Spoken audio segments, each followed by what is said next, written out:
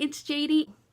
Oh, the sun is out! Today I will be talking about the classics that I had to read in high school. So starting out my freshman year, I didn't technically read any classic, except for the ones that I self-assigned to myself because I was homeschooled.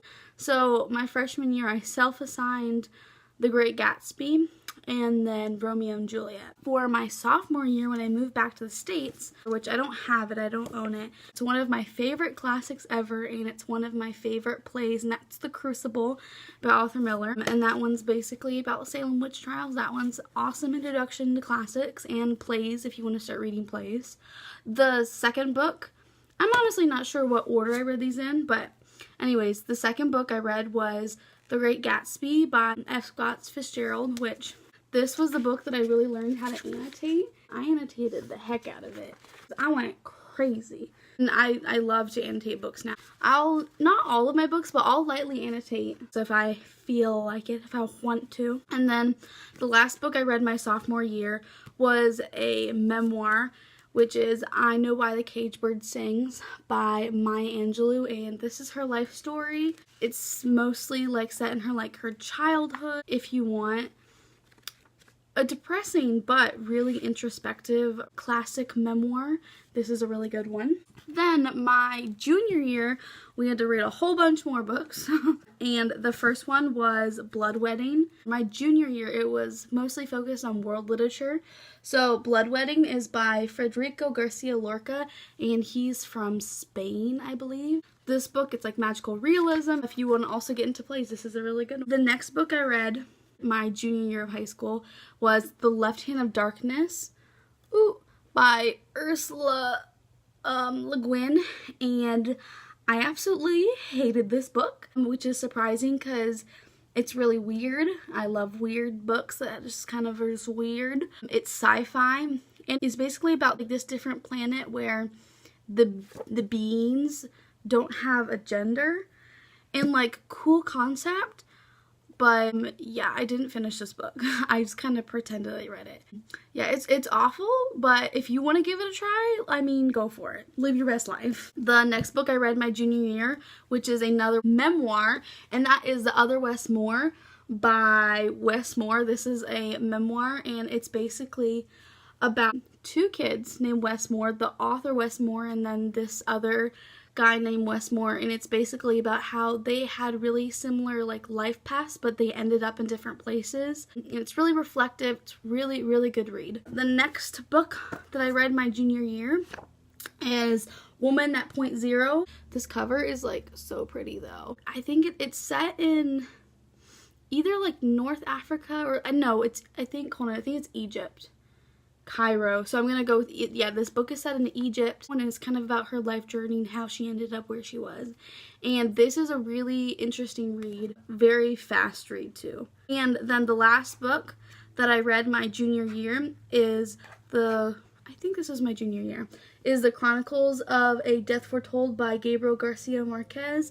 This book is about a murder, but it's told from, I think it's 25 different perspectives. Maybe I'm thinking wrong. It's told from a lot of different perspectives, and that's kind of how the murder is kind of solved, is you get all these different points of view, and it's really, really, really good. I love this book. Then my senior year, I know this was definitely the first book I read my senior, which is Macbeth by Shakespeare.